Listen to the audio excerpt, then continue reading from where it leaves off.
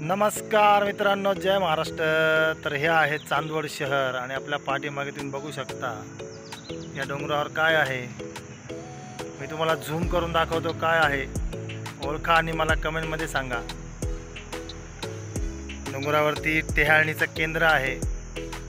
इकडे कोण कोण गेलेलं आहे कमेंटमध्ये नक्की सांगा। चांदवडला चहूबाजूला खूप सारे डोंगर आहेत। राजमाता अहिल्यादेवी होळकरांची या ठिकाणी सत्ता होती आणि त्यावेळेला परकीय आक्रमण असेल किंवा शत्रूचं आक्रमण असेल ते रोखण्यासाठी हे टेहाळणी केंद्र होतं। खूप छान असं मंदिर वजा एक छोटंसं घर आहे। जवळपास एक 20 बाय 20 किंवा 15 बाय 15चा एक दगडी बांधकामाचा चौकोनी रूम आहे। आम्ही गेलो आहे तिकडे, पण त्यावेळेला यूट्यूबला व्हिडिओ टाकत नव्हतो।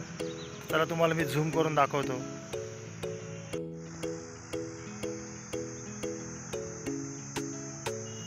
हे आहे चांदवड शहरातलं टेहाळणी केंद्र।